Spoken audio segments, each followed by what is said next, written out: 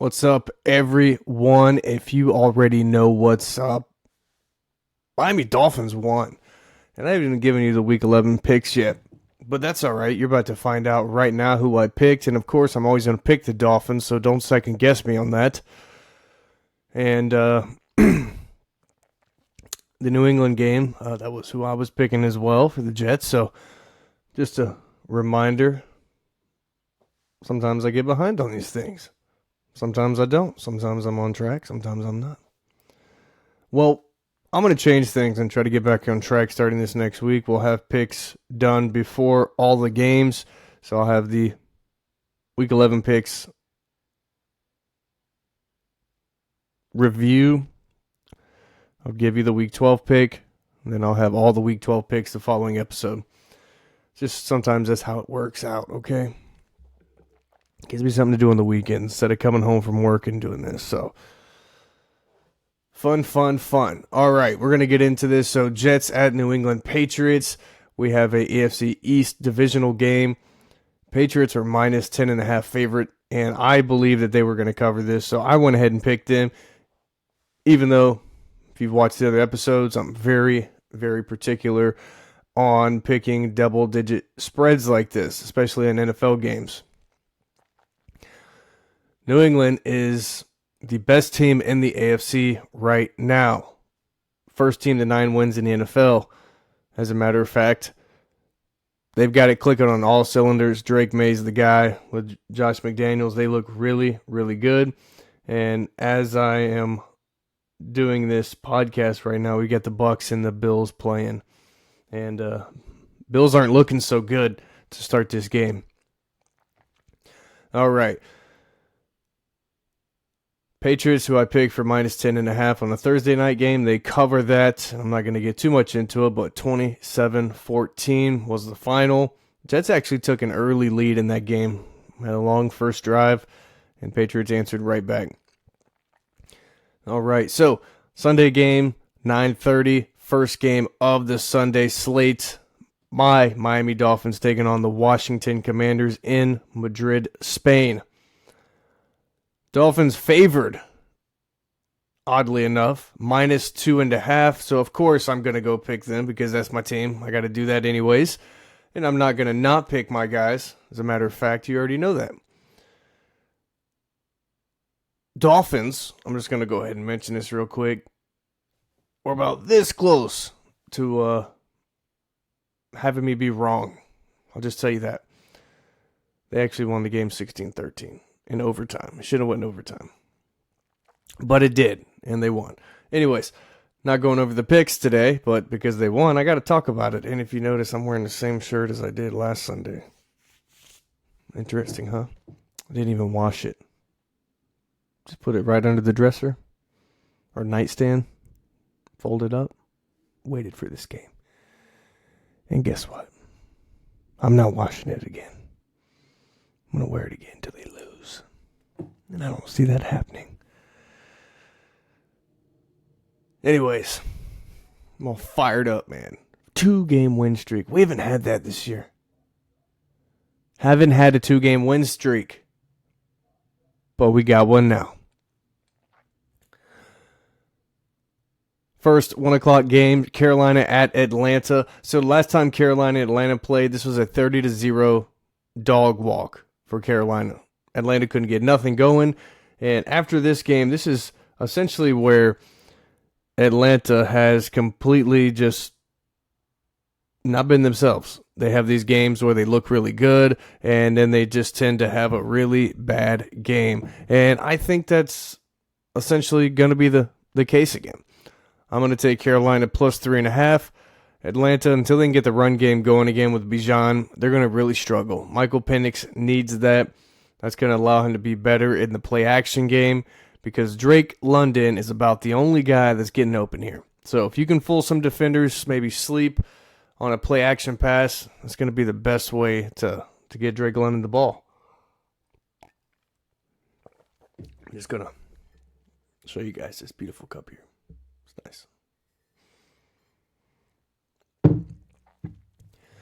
Going Carolina plus 3.5. Atlanta's just too up and down for me to even want to pick them. as the favorite.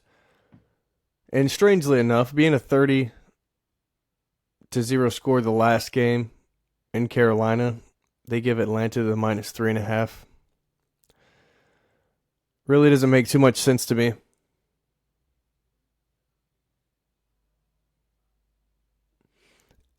At all. I don't know what makes people think that it's going to be a -3.5 favorite there, but we'll see. I'll probably be wrong in the end, but hey, that's okay. That's okay.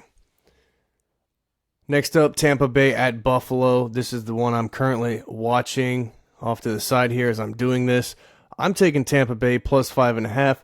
Buffalo, if they were the typical Buffalo, I would maybe take this 5.5 point favorite for them. But they've just not looked like the Buffalo that we all know. Josh Allen is really struggling, and Keon Coleman got benched today. He is inactive because he missed a practice. That is a problem. I talked about Keon Coleman being immature.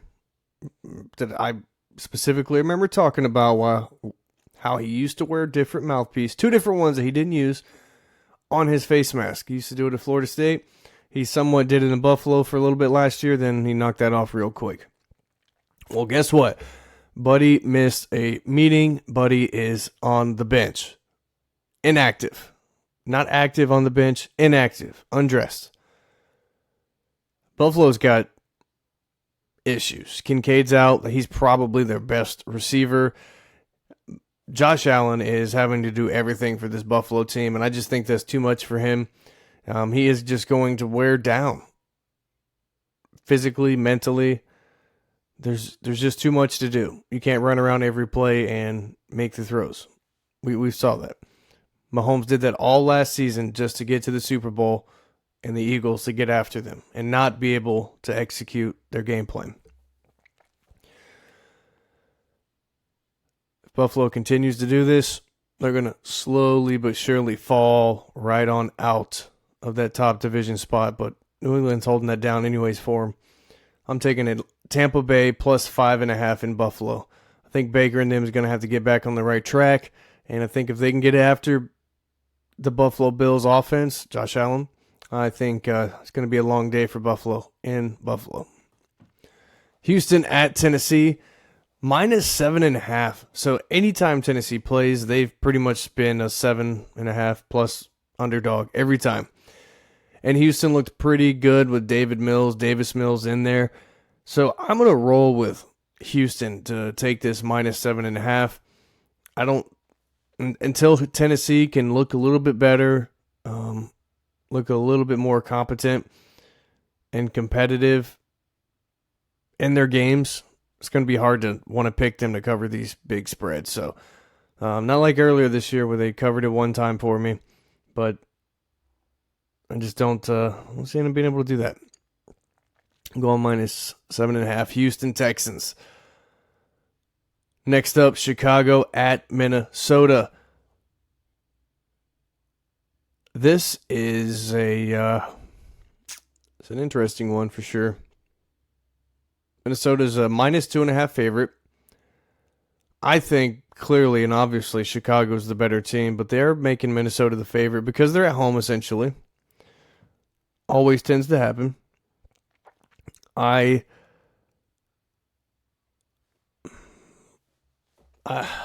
just don't know about Minnesota. They don't have an identity. Yeah, you've got Justin Jefferson, you got Jordan Addison, you have potential playmakers on your team that could change the game, but you're having a hard time getting them the ball.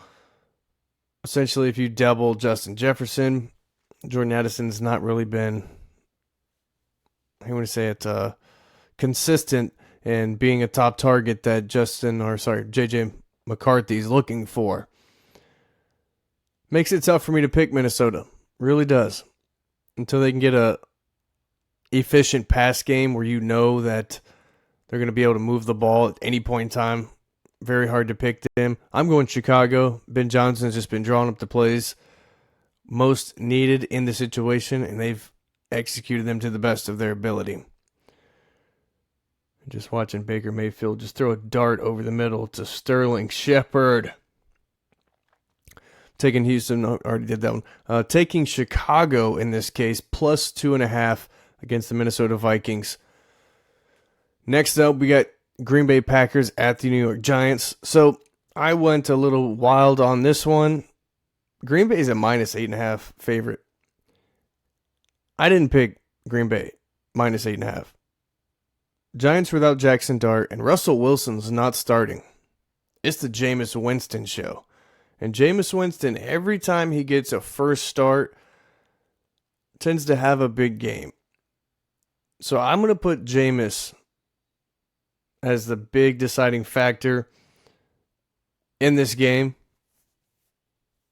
for the reason why the Giants cover a minus or plus 8.5 spread. So Packers need to win by 9, or Giants need to lose by 9 or less. Oh, sorry, 8 or less. Less than 9, whatever you want to say.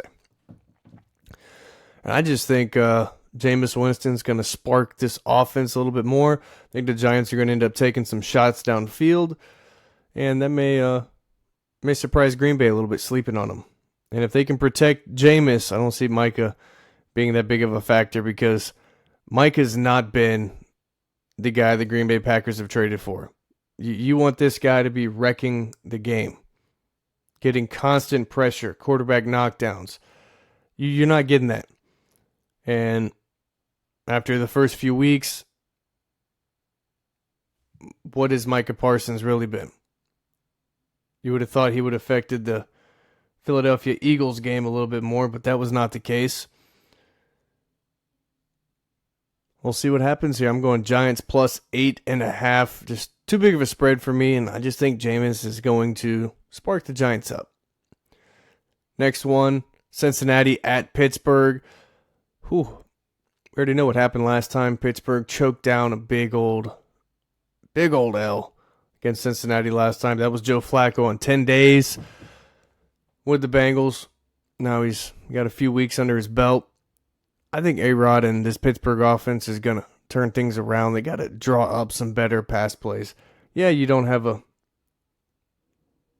few elite receivers. You just got DK Metcalf. You got some tight ends, and you got some okay 3 and 4 guys.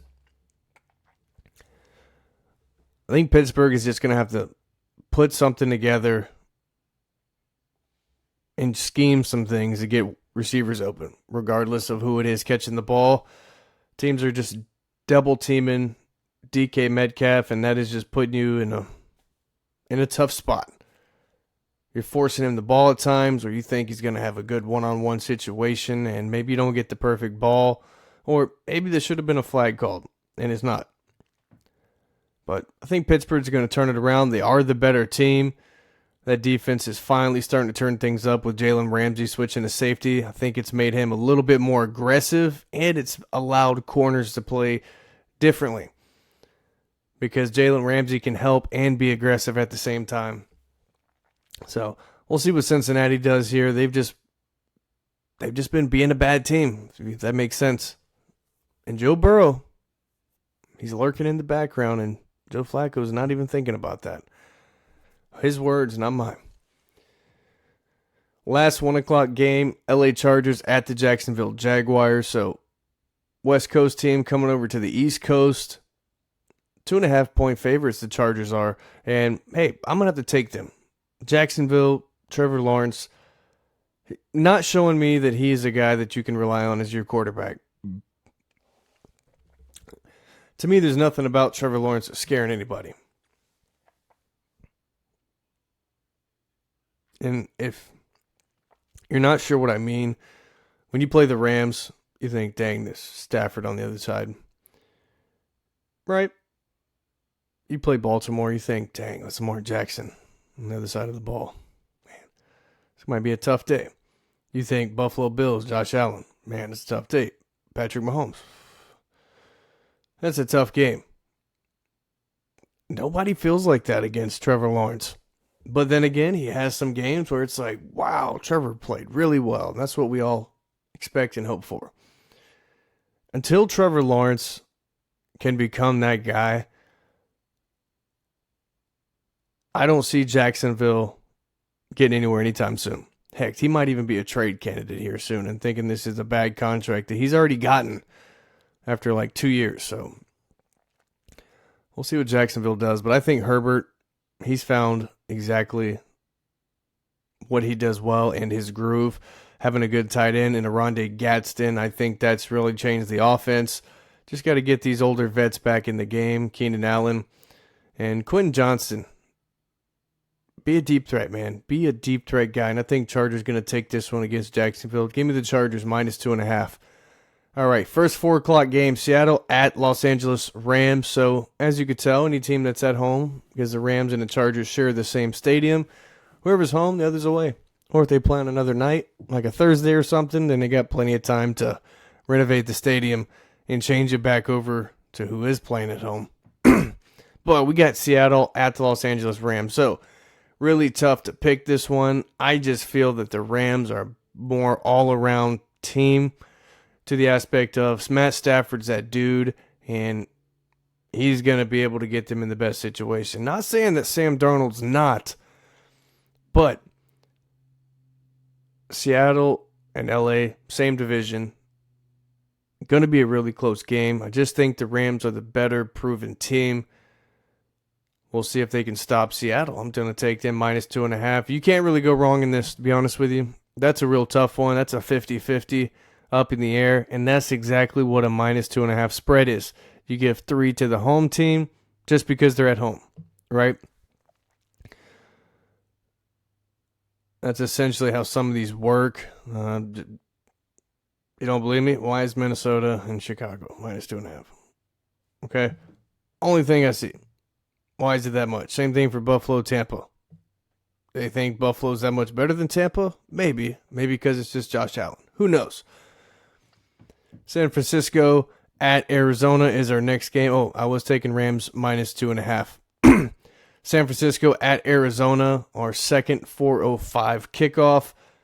Arizona has looked a lot better with Jacoby Brissett, but the San Francisco 49ers get a guy back that they have been waiting for patiently, and I mean very patiently. Brock Purdy finally announced that he is going to play. He's going to start in this game. We'll see how he is. See if he ends up re-aggravating it to some extent like he did before.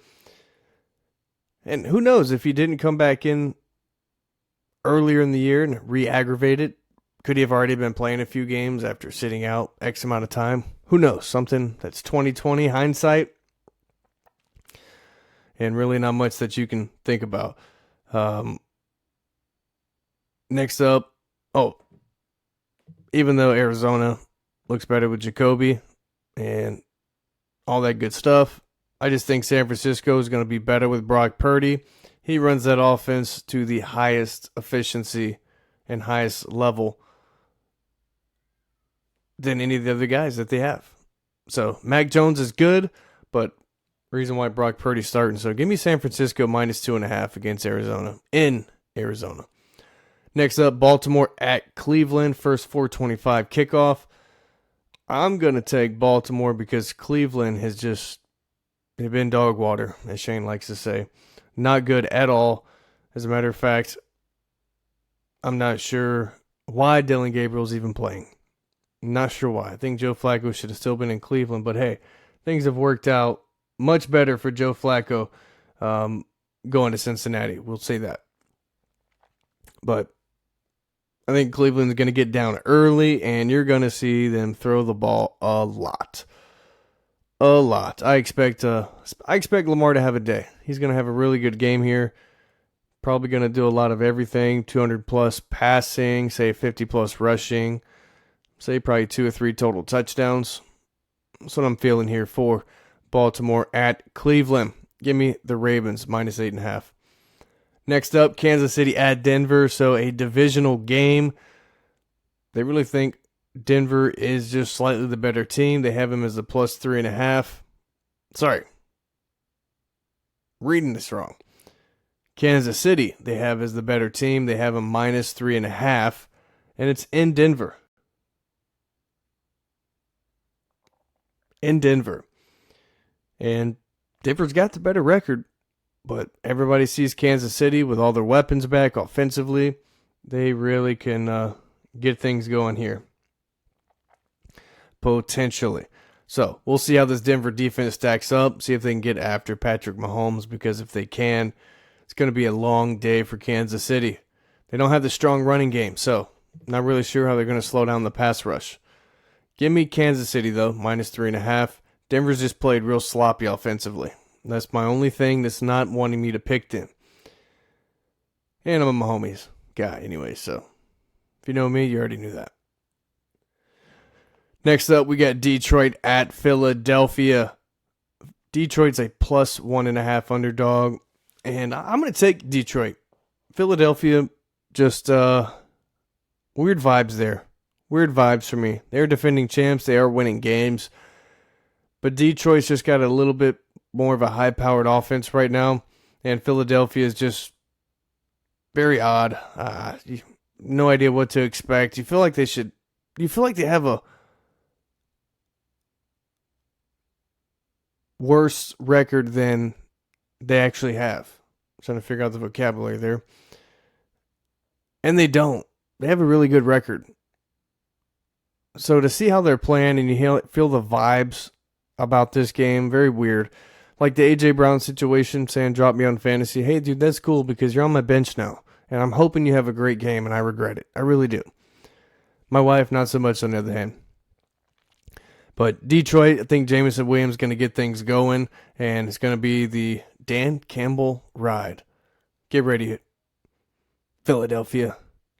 Give me Detroit +1.5. Next up, Dallas at Las Vegas. This is the Monday night game. Give me Dallas -3.5. Vegas, just not a good team. They really going to have to turn over that roster, in my opinion. They got some good players. Ashton Genty needs to be the guy, but they got to build that offensive line for him to do that. Dallas, on the other hand, Dak Prescott's playing really good ball.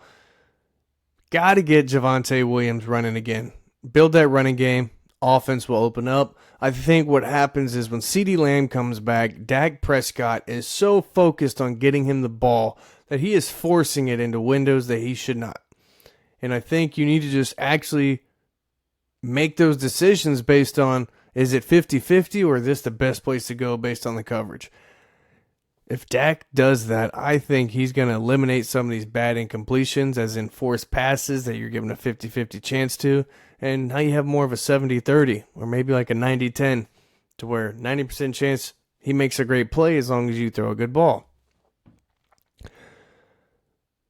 Geno Smith, I thought, would just have a little bit more chemistry with the offense. And Pete Carroll, not so much. I don't know if Chip Kelly is just an NFL offensive coordinator or not. Great college offensive coordinator, but doubtful as a NFL offensive coordinator. It's been proven. Okay, been proven. Give me Dallas -3.5 in this. Two teams on a bye this week: Indianapolis Colts and the New Orleans Saints.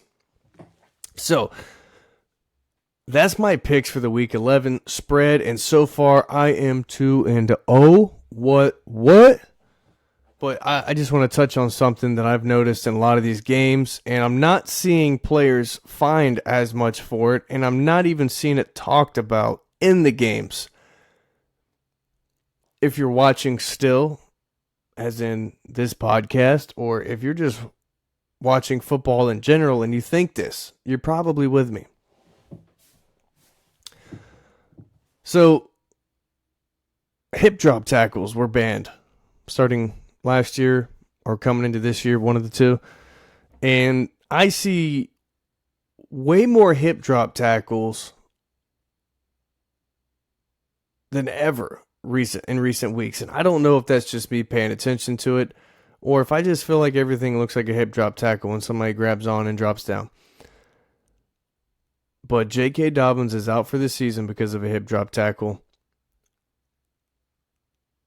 I watched my guy Minka Fitzpatrick for the Dolphins today. He didn't grab around the waist, so maybe that was the indicator they missed. But, he grabbed onto the jersey and dropped. Just dropped his whole body weight to pull him down. Now, how I feel about this is, first of all, how can you ban hip drop tackles when It's been in the game for so long, and sometimes that's the only way that you're going to be able to bring him down. If you're the only guy there. Grab around his waist and fall into the back of his leg, stop his legs from moving. Yeah, it's a dirty play. A lot of people get hurt. But if you're going to have this as a rule in the game, you have to call it. You have to call it. So many times I see players hip drop tackling and you're still not calling it. And to better it up, they're not even talking about it on the TV when it's clear and blatant. Not even calling it. I saw Justin Herbert get hip drop tackled last week, and it was so bad. I surprised Justin Herbert came back into the game on Sunday night. Just the hip drop tackles, I mean, they need to either have a spotter watching for these, or they need to start fining players immediately after the game. I mean,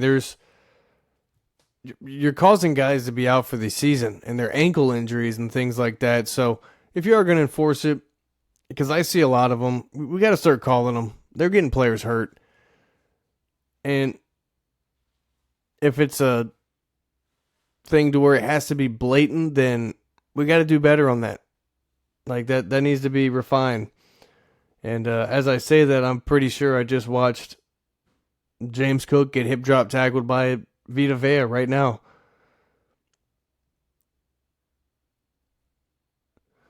So a lot of things going on. Officiating looks bad too. There's been some officiating calls that I really wish New York can call down and correct them and not let them make their own call on the field.